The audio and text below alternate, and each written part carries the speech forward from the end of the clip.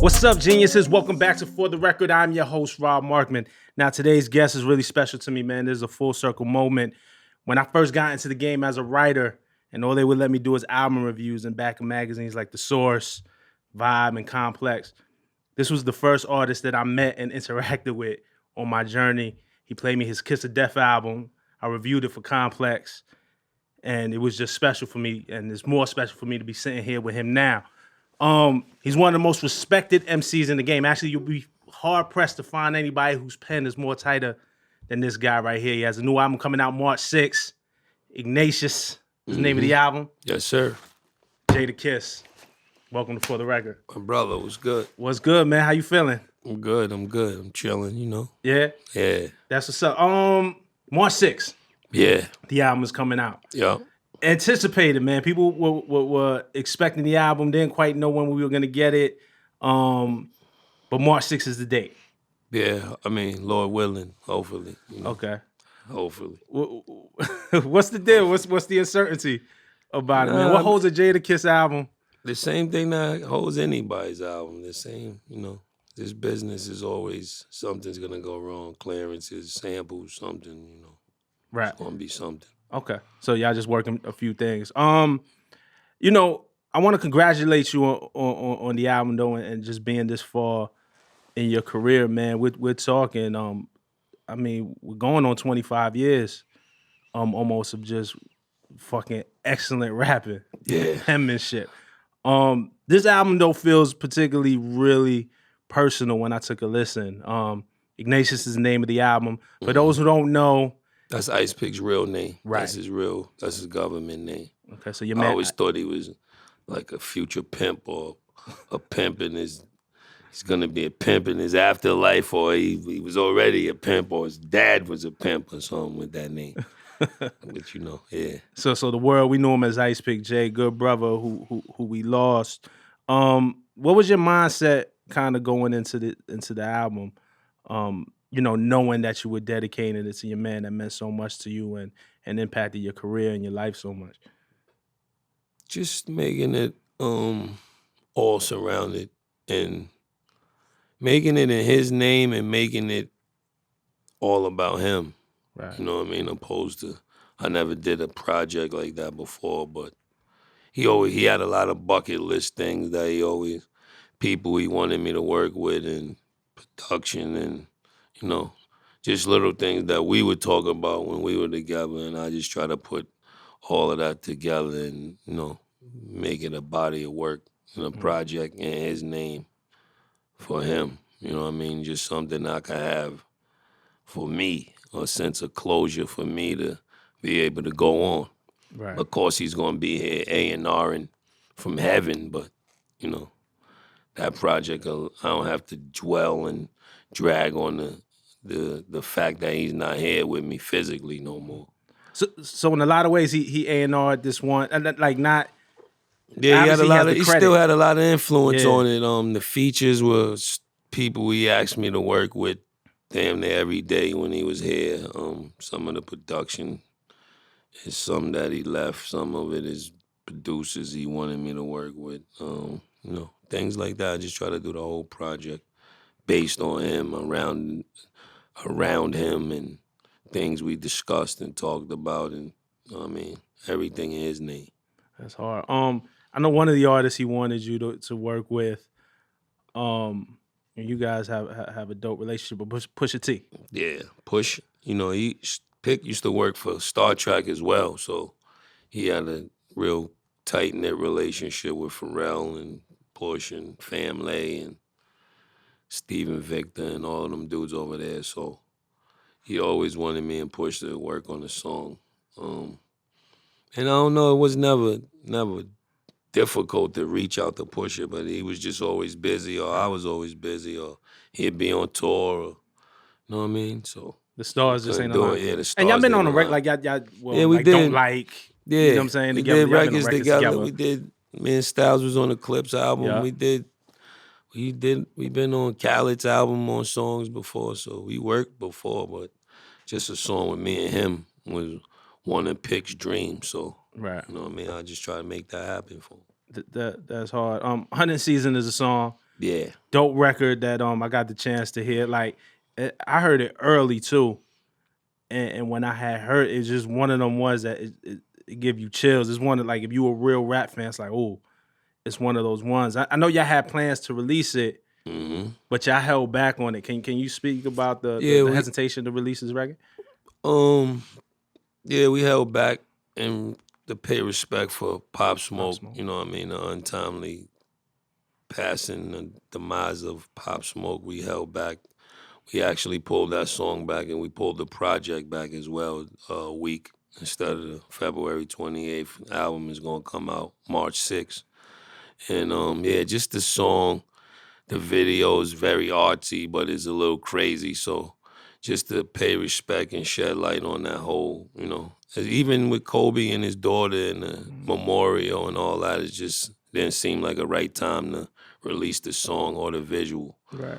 Or the project. So we just pulled it back for a week and pulled the song back. The song will be on the album. Okay. And just after stuff dies down a little, right, we let the visual out, and you can get the album March 6th. The cover art, playlists, and all that stuff will be up on Friday, the 28th. Okay. So, we're gonna keep it rolling, but just in paying some homage and respect, you know what I mean, to everything that's going on right now. I commend that because it's like, where the music come from and the culture come from. I tell people all the time, you can't divorce hip hop from the streets. Is where it came from.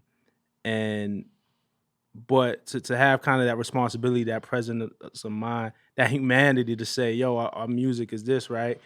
But we're also here as a community and we need to support definitely the hip hop community. Like Pusha did also a heartfelt message on IG. It said the whole concept of hunting season and the hypothetical idea of killing rappers isn't sitting well with me while mourning the recent death of Pop Smoke. Did y'all have a conversation? Did y'all come to this together, or how did that decision come about? Nah, we didn't even actually speak. It just, real. When you real, you things like that hit home and they resonate. So we actually thought the same thing and had the same feelings and was carrying it out the same way without even actually speaking to each other. So that just shows you how the universe is, you know? Nah, that's dope. Aside from that, the record notwithstanding, the record on its own is a hard record. Yeah. Like, it's one of those ones. Yeah, because when you hear the album, the vibe of the album is not even hard like that. But I had to do that song because that was a fulfillment of picks. Right. You know what I mean? And that's why, it came out the way it came out. But yeah, he always wanted me to work with him, so I had to do that for my brother. Did you know that the people who have heard the record, it started floating out online and people heard the lyrics or whatever. Like Pusha is being, he has his own kind of rap targets that he's going after. I think a lot of people want to hear this verse and start looking at the him and Drake situation again. But it's on your record. I always wondered this. What's the proper rap etiquette, right? Like if somebody wants to air a grievance as a feature on your record, is that something that's discussed? Or do you just like, I respect Push, I let him do him? And there's always situations like this. You know what I'm saying? I don't think it. He always got a peculiar way of saying things and slipping things in anyway. But they already resolved it and talked about it and whatever it was. So that's what it wasn't. That's not what it was set out to be. Right. Of course, the media and certain people are always gonna say that, but I'm here for good rap. I ain't the referee. I ain't the mediator. I ain't nobody's role model except my kids. And you know what I mean? That ain't what it's about. That ain't what it. We ain't sit down and say, yo, we load up the gun and take shots at nobody. And you know what I mean? So it wasn't like a master plan. It wasn't. Nah. The song is called Hunting Season. Right. You hear me referencing real hunting with real life, replacing going hunting and putting real life issues, mixing it with hunting. You know what I mean? Just try to be witty about the concept of the song. Okay. I can't tell him what to say or what not to say or none of that. Okay. I'm a fan of Drake's. You know what I mean? It's like I'm a fan of Pusha, so you can't, sometimes people overthink stuff and get it and turn the snowball to an avalanche, but that's also what makes this business go, you know what I mean? So That's the you gotta feel look for it. at it like, yeah, it's good hip hop. Right. Okay. Still sharp and still, as they say. I hear a lot of pain on this album, but I hear a lot of joy too. You know, I think again the dedication It's to like a to repass, Ice. you know what I mean? You finish crying, you laugh a little bit, think of some memories, some good times, you know what I mean? I try to make it like that. Right. Because, you know, there's songs like Government Cheese, Mm-hmm. which I think kind of, when people get to hear it, kind of reflect on your upbringing and the hardships you had to go through. There's songs like Closure, you know, these really heartfelt songs. Then there's songs like Me, which feels like a celebration of what you've accomplished throughout your career, and Need Your Best, which feels like maybe a dedication to your lady. Where are you at in life right now? In a good space, In a good space. you know, father first before artist, and just trying to live life, let my kids have a better life than I had, and take it one day at a time. Own some more shit, I mean, and chill out. I still love making music. I still love hearing it, but you know. I know your kids is growing up now. He had this one line I always love. If you take them to the Gucci store, show them the loafs. Yeah. Do they hear that? Like, yo, dad, we heard the record. I mean, my oldest son is loafers. 23, so he has more suits than me and hard bottoms and I mean 2 Rolexes, so he's doing good. You know what I mean? My daughter's 16, my second oldest, so she's just getting into. She got her first pair of red bottoms at a sweet 16, so hopefully she don't want no more till she get married in another 63 years. 63 years. Listen, man, they hear all that fly shit on the record. That's what I'm saying. That they start hitting you up, dog. Dad, you said show them the loafs. I need. Yeah, you the know whole they Gucci take all section. that. Buy it You know, it's hard being me, being their dad. Right. They want it all. Me, man, on the third verse. I love Me, especially the second verse, because again, it's really a celebration of you, right? And if you're a Kiss fan, it's like, damn, we've come this far, and there's so much history that was made in this game. You had this line in the third verse though. Who started moving that work? Put you in a black verse. Put you in a black hearse. Never had a whack verse. So the group chat, you know, these are things we start talking about in the group chat. Yo, did Kiss ever have a whack verse? I can't find one. I got a couple. Is it what's so? That's my question. I got a couple. What's the one you want? Out of 20 years, a couple ain't bad though.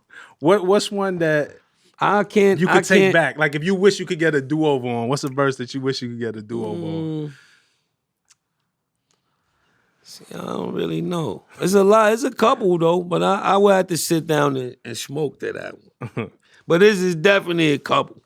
But they didn't resonate to the people like that. But it's joints that I hear like, damn, I wish I could have did that one over. That's great. Or, you know, it's always gonna be like that. Right. You know what I mean? Jordan had some days where he only scored 15. You know what I mean? Nah, it's funny. Like, but I think when you say whack, right? Like, that's what I'm saying. Like whack is figurative. However you say that word, I had some verses I didn't like, but they wasn't. It's still I could find you a trillion verses whacker than that. So you know what I mean. It depends on the bar of whackness. Right. Nah, you set the bar really high. When you get on the track, right? Let's say a Pusha, or you know when you're doing the Locks project, and you know it's Chic and Styles, and I mean you rhyme with Jay, you rhyme with Big, the greats. You've been on tracks with Scarface. Do you play to the level of whoever? Like, is there any MC that, because you have a standard? These that songs kisses are out. different. Songs is different. The energy's different. It depends on how thick the tension is in the room. Because some songs is straight competitive. All songs is competitive. Right. Some songs is like, they got the silence on and they shooting. You know what I mean? They shooting in the room, so you shooting back. Then there's some songs you collectively collaborating on the content of the song. You know what I mean? Right. And then I would say that's like really all of the elements of doing a song with somebody. So they all competitive it's all competitiveness, but it's different levels of competitiveness. I love this story, man. But when I first got the Genius, we brought you, Sheik, and Styles up here, and you told the story about one of my favorite records, and it fucked me up. I never heard the record the same after you told the story about working with Big on You'll See. Mm-hmm. Yeah, you didn't hear he's talking about us, man. It had never occurred to me. Just listen to the whole verse. He's talking about us. So Big is this. Obviously, that was your man. But he loved us. He just, see, that goes back. That's the one where everybody's shooting, but it's competitive. Know what I mean? Puff went to him and said, yo, I got these new cats. They crazy from Yonkers. They killing that. They gonna kill you. So he went in there, know what I'm saying? He did what he was supposed to do. Right. And I mean, the song came, but we didn't meet him yet. So I think we did our part first, and then Puff let him hear it, and it came like that. Cause I was going at him too. I'm going at, we came in, go for the juggler. It don't matter who it is, aim for the juggler. So we going at him too. Know what I mean? Right.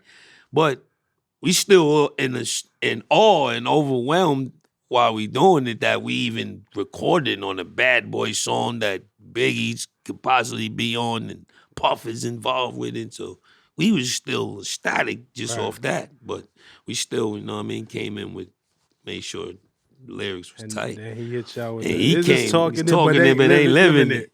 He came right at us. You know what I'm saying? But when we finally met him, he like, yo, y'all dope, man. I'm glad y'all down with me and this and that. We gonna do it. So, that really put the battery in our back. Like, yo, we got the stamp of approval from B.I. We good.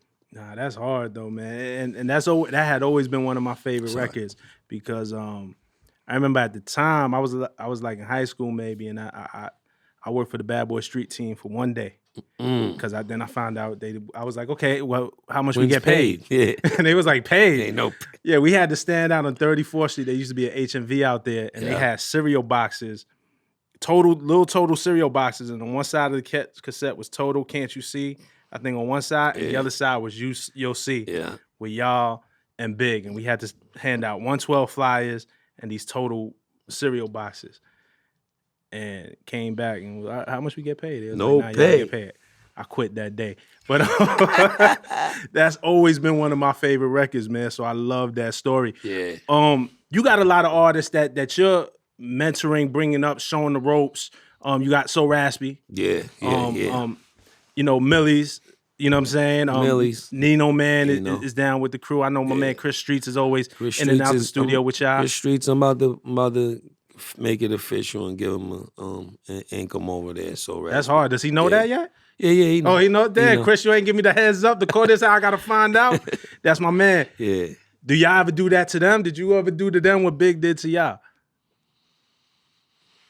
Sometimes I bite them, but it's still in the early stages. You know what I mean? So I'm more helping them learn some things about themselves that they don't know, as well as taking them through the steps of the music business. You know what I mean?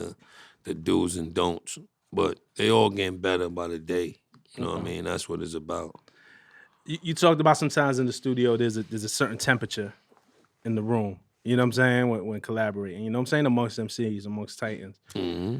Man, what was the temperature when y'all did Reservoir Dogs for Jay-Z? That's the Locks, that's Jay, that's Sauce Money, that's Beanie Siegel. That was a crazy day because I think we told this story before, but we just flew in from a lock show or a weekend of shows.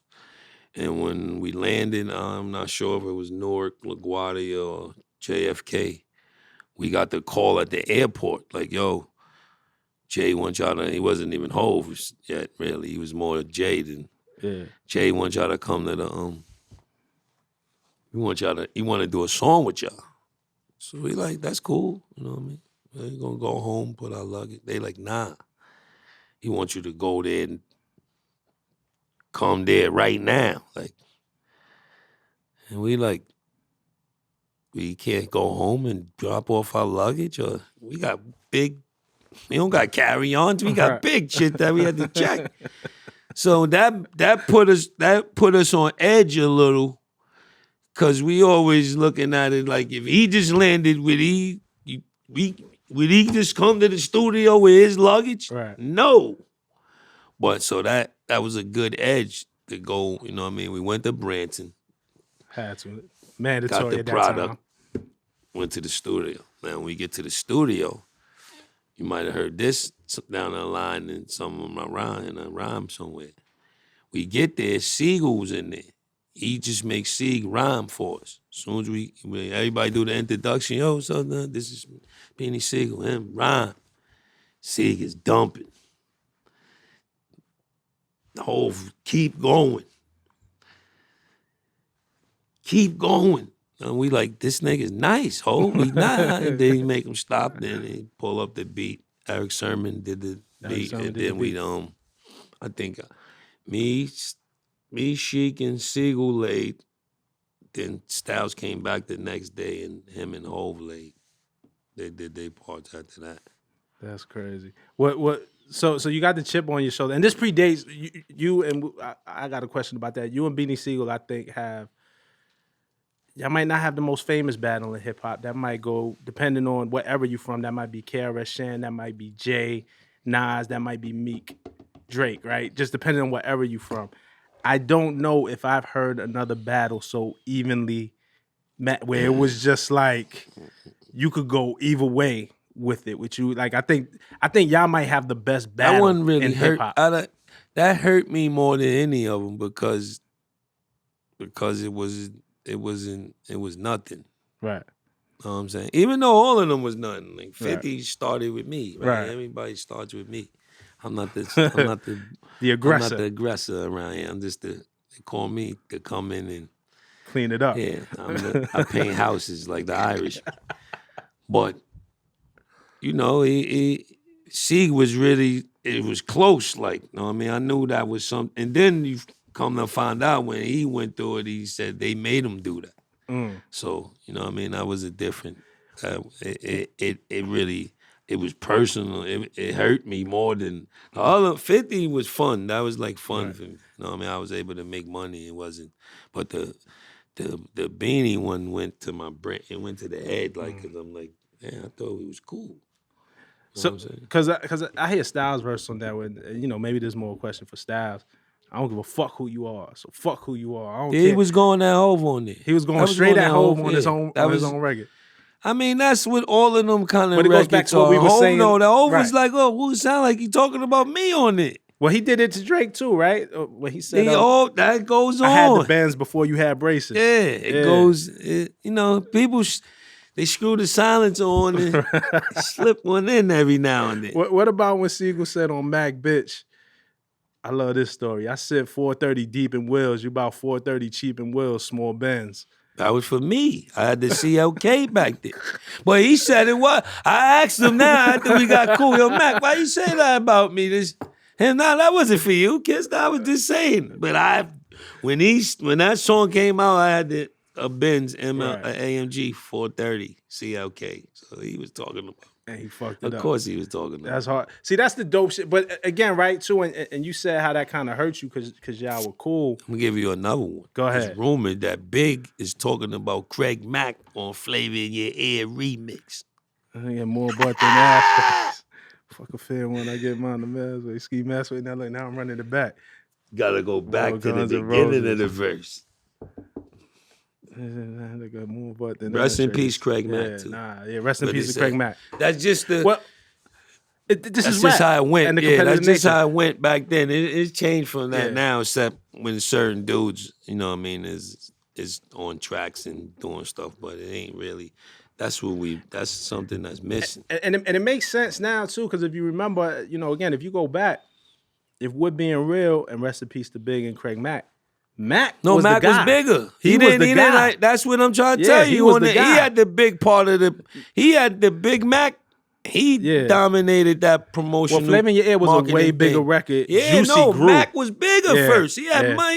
He had semi-missile. He had missiles. Yeah. But Big's like, I could rhyme better. Right. Wow. And you know what I mean? So wow, that's hard. Do you and Jay, you and Beans had that conversation? I remember one time we was on MTV on Ratfix. It was right before Beans had to go in for one of his bids, and we got y'all together. Yeah, I remember y'all that. talked That was about dope. it, and that was so dope. Do you and Jay ever have these conversations? Like, you know, you was on Rockefeller at one point. Obviously, you were Rock Nation now. Do y'all get to trade old war stories? Like, because it's really fascinating. It's like titans going at each other, and I know y'all got to have a certain level of respect for Definitely each other to even always. do it. I mean, Hov is somewhere. He's already home now. He's Right. somewhere. I mean, it's always. I never really get the time to, you know. There's always people around, Right. and you know what I mean. Gotta catch him at one of his birthday parties or something like Right. that. Then I could really talk to him. But other than that, I ain't trying to have them conversations with him at the Rock Nation brunch or Right. none of that. Maybe in the office or something when sipping some wine.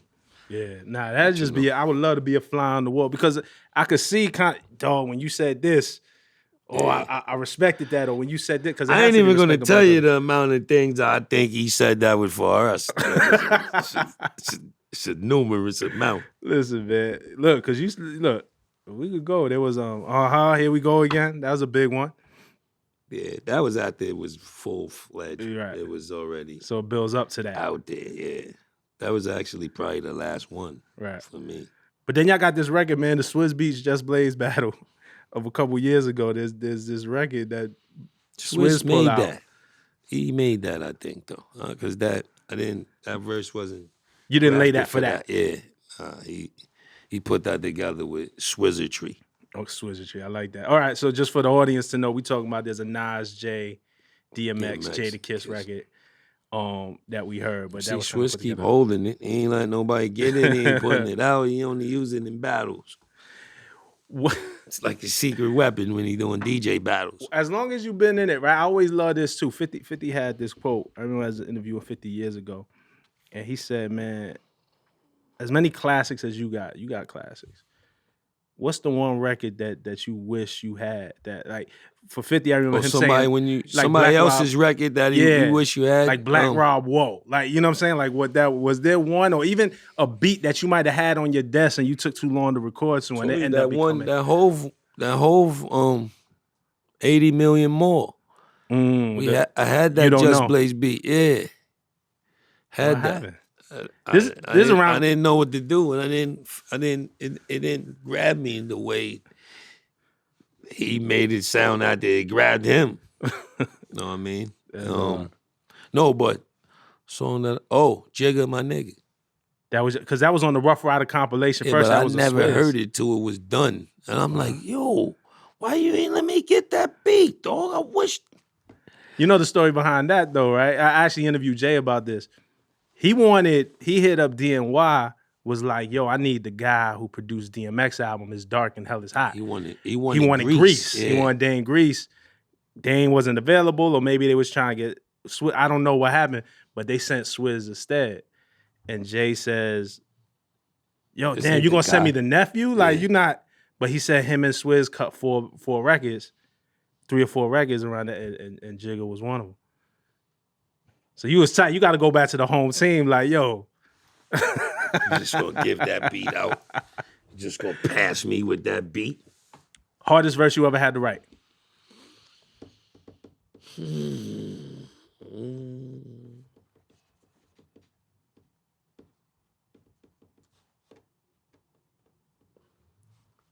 Does it take you long? Does it just pour right out? It depends on the beat. Right. You know what I mean? When it's a good moving beat, I can give it to you quick. When this requires a lot of thinking, you know, then you start overthinking, then that makes the room get smaller. I'd imagine that We Always Love Big Papa wasn't easy. That was easy though. Yeah. It was easy. Like I told you, we was actually in LA when Big got killed. Right. So we had to stay there for another day or so, fly home, then hear about all of it. So we already probably was planning it. Right. You know what I mean? We planned it. Yo, we're going to get the beat from Greece. We're going to do this. We already had it in our mind. So that was kind of like, you know what I mean? And when you think about it, that probably set off Puff to do Missing You and all that stuff because we did that organically. Right. We just wanted that to be able to get played at the funeral, at the you know what I mean, the services. So it was never about making it a song or putting it on no album or none of that. He came with all of that and then did all that with it. He just wanted to make it, and we actually was just making it for Junior Mafia and Season and the family. You know what I mean? And then it turned out to be like that. But nah, man, that helped heal though. You know what I'm saying? Definitely. It helped, even with the video, it taking place in the street. You know what I'm saying? Like kind of feeling like, man, that's such a dope record. And the necessary record. El Chapo, man, I want to ask you about this. Did you see the meme, the picture of El Chapo, the bathtub lift up? Oh, his joint lit, yeah. Where he escaped it, it said the bathtub lift up. Did you see this? Yeah, it went viral one day. That. You know where they tied that to right away. You know what I'm saying? Yeah, we gonna make it. Yeah. I mean, that was just music. That was just me creating. Right. I never knew El Chapo was really gonna get the bathtub that lift up. You know what I mean? Chapo's a wild fella, man. Shout out to Chapo. Nah, that's real, man. Man, Kiss, shout out to you, man. I want to just get back and close with this album, man, because we could go down. Yeah, you know, man, you could sit here for 2 days straight. Yeah, man. They had to go get new cameras and new wires and all that. Now, all of that, man. But you know, it's respect, and like I said, man, the heavy respect that I got from you, coming in as a fan, just getting those old First Clue tapes, knowing what that meant, just them verses and them freestyles, to y'all getting y'all deal, to the Rough Riders era, to the solo era. You know what I'm saying? I think everything y'all meant to hip hop as the Locks and everything that you mean. Like, you don't take a verse off. Like, I never, and it goes back to the whack verse thing, right? I never feel like you're shortchanging us. Obviously, there's some, I'm sure you like, yo, I wish I could do that over, but I never heard a Kiss verse where I was like, damn, he just on vacation somewhere. I appreciate that. You know, try to do it to the best of your ability for your contemporaries as well as the people that's just finding out about you. You know what I mean? And I only know one way to do it. That's how I got to do it. And you know, I was a little concerned about, you know, just saying how you was holding up with this, with the album, the theme of it being what it is, Ignatius, and being the dedication to Pick, and knowing how close you were, and in hearing the album, it really made me smile because it seemed like you in a really, it felt more like a celebration. It didn't feel like the funeral. It didn't feel necessarily dark. It felt paying homage. And I didn't want it to feel dark because I know a lot of people would think the whole thing is, I really want to get the bad stuff out of my mind, like the funeral and the services, and he had a ceremony at the Apollo and hearing his friends talk. That was the stuff that was killing me and weighing on me. This is like the, you know, after you put them in the ground and put the flowers and then you go somewhere and eat and play music and look at old videos, and I wanted that to feel more of a celebration in light of his life as opposed to being a dark project. You know what I mean? It's very cerebral, but it's still happy in a sense. It's not dark. Right. Nah, man. Well, we definitely, I think as fans, we're going to appreciate that because I think we all deal with loss in different ways. So kind of have that soundtrack to know that, you know what I'm saying? The rain clouds pass and the brighter day come. It's dope for that. Facts. Kiss, you're welcome back anytime, man. No, anytime I'll be you back. Come. We got new locks coming, but we ain't gonna get into that. And it's real. I ain't even asked you the question. We actually about to shoot the first single for it, so that's how real it is. It's really a real thing. It's coming. Locks album, Locks documentary. That's gonna make you shed a tear. I guarantee you. And just look out for that. We coming. So Raspy, D Block, new Luch, new P, new Locks, new me. We here, man. And I owe you some bars this year, so look at that, you know, I know you taking it slow. Nah, I'm but working. This man right here, look out. Look out for him and Kiss collab. It might not be on Right the Dream 2, it might be on something else, because he lining things up properly. He got this artist thing figured out. You know, I appreciate you for that. That's hard. Appreciate No doubt. Appreciate y'all for watching too, man. This is For the Record, man. When y'all get that Kiss album, check it out. I want to see y'all in the comments. Tell me your favorite bars, your favorite songs. You know I talk right back to you. This is For the Record. See you next week. Peace.